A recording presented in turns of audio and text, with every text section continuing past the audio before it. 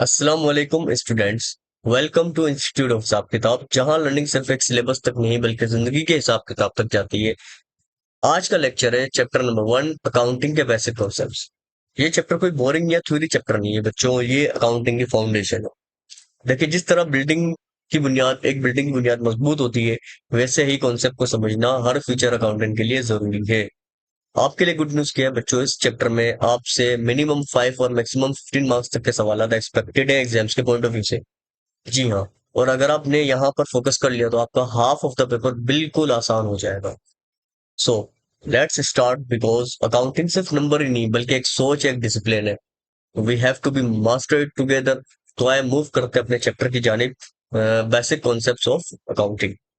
तो first of all, जो भी हम चैप्टर को स्टार्ट करेंगे, हमें सबसे पहले एग्जाम्स की वेटेज पता होनी चाहिए कि एग्जाम्स में उसकी क्या एक्सपेक्टेशंस हैं, कितने मार्क्स तक के लिए हमसे एक्सपेक्ट किया जा सकता है, हम इसको एक्सपेक्ट कर सकते हैं अपने एग्जाम्स के क्वेश्चन पेपर में।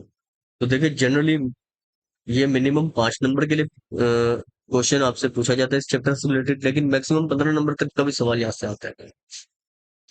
अब इस चैप्टर में हमें क्या चीजें कवर करनी है ताकि हमें मिनिमम 5 और मैक्सिमम 15 मार्क्स हमारे सिक्योर हो जाए।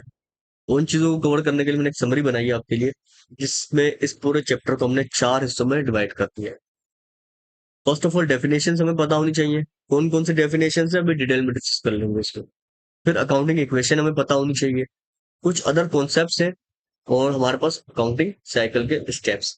ये 4 चीज अगर हमें पता होनी चाहिए तो हमारे 5 to 15 मार्क्स इजीली कवर हो सकते हैं इस चैप्टर से रिलेटेड। अब डेफिनेशन की अगर हम बात करें तो हमें अकाउंटिंग की डेफिनेशन पता होनी चाहिए, हमें एंटिटी की डेफिनेशन पता होनी चाहिए, हमें गोइंग कंसर्न की डेफिनेशन पता होनी चाहिए, हमें डेफिनेशन पता होनी चाहिए कैश बेस अकाउंटिंग और अक्रूवल बेस अकाउंटिंग में क्या डिफरेंस होता है, उसकी डेफिनेशन क्या है। साथ ही साथ हमें ये मैचिंग प्रिंसिपल्स का भी पता होना चाहिए।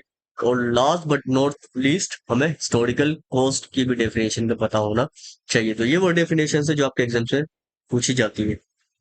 फिर बात करते हैं अकाउंटिंग इक्वेशन। अकाउंटिंग इक्वेशन में हमारे पास बेसिकली, अगर हम ब्रॉड कैटेगरी में बात करते हैं, अकाउंटिंग इक्वेशन में 3 कंपोनेंट्स होते हैं। अब उसमें एग्जामिनर किस तरीके से पूछते हैं हमसे, देखिए अभी मैंने कोई भी कंपोनेंट को डिस्कस नहीं किया। आने वाले वक्त में हम चैप्टर में जब इस कॉन्सेप्ट में डाइव इन करेंगे, तो मैं डिटेल में एक एक चीज बताऊंगा कि अकाउंटिंग इक्वेशन में 3 कंपोनेंट से कौन कौन से हैं। वो सारी चीजें हम डिटेल में डिस्कस करने वाले हैं। लेकिन फिलहाल मैं आपको एक समरी वे में प्रेजेंट कर रहा हूँ कि इस पूरे चैप्टर में हमें चीजें क्या कवर करनी चाहिए और क्या कवर करनी है, ताकि हमारे मिनिमम 55 और मैक्सिमम 15 मार्क्स हमारे सिक्योर हो। अब देखिए, जो अकाउंटिंग इक्वेशन में आपके एग्जामिनर जो एक्सपेक्टेशंस करते हैं ना आपसे, वो कहते हैं कि बच्चे को आइडेंटिफाई करना आना चाहिए ट्रांजैक्शन को। ट्रांजैक्शंस क्या होती है, ये हम आने वाले वक्तों में डिस्कस करेंगे, अकाउंटिंग की डेफिनेशन जब हम लोग स्टार्ट कर रहे होंगे तब। फिर एग्जामिनर रिक्वायर्ड करते हैं आपसे कि अच्छा, अगर आपने ट्रांजैक्शन को आइडेंटिफाई कर दिया तो बताएं अकाउंटिंग इक्वेशन में इसका इफेक्ट कहाँ पे आने वाला है। क्या कोई चीज से पॉजिटिव होगी या नेगेटिव, यानी किसी चीज में इंक्रीज आएगा या डिक्रीज आएगा। 3 कंपोनेंट्स है ना। तो कौन से कंपोनेंट्स के लिए आपने उसको आइडेंटिफाई किया है।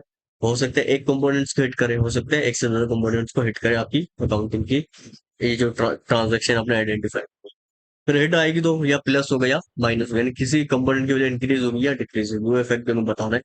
या फिर एग्जामिनर आपसे कैलकुलेशन करवाएंगे, यानी इक्वेशन में ये होगा कि आपके पास 2 चीजें गिवन होंगी और एक चीज आपको आइडेंटिफाई करनी होगी। फिर आते हैं कुछ हमारे पास अदर कॉन्सेप्ट। देखिए, अदर कॉन्सेप्ट हमारे पास टोटल 3 है। फर्स्ट ऑफ ऑल, हमारे पास इसमें बुक कीपिंग।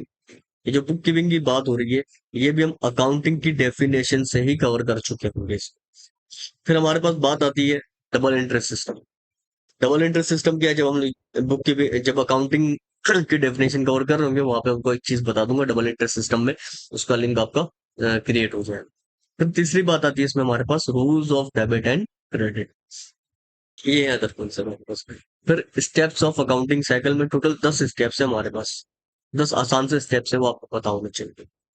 तो ये आपके पास पूरे चैप्टर का एक ओवरव्यू मैंने आपके सामने प्रेजेंट कर दिया है अच्छे से। उम्मीद करता हूँ कि वीडियो आपको बहुत ज्यादा इफेक्टिव लगा होगा। वीडियो पसंद आया तो वीडियो को लाजमी लाइक करें, चैनल पर नए तो चैनल को सब्सक्राइब करें और बेल आइकन प्रेस करना ना भूलें, ताकि आने वाली हर वीडियो आपसे टाइमली नोटिफाई की जा सके। Thanks for watching, subscribe for the channel and like for the video. See you in the next lecture.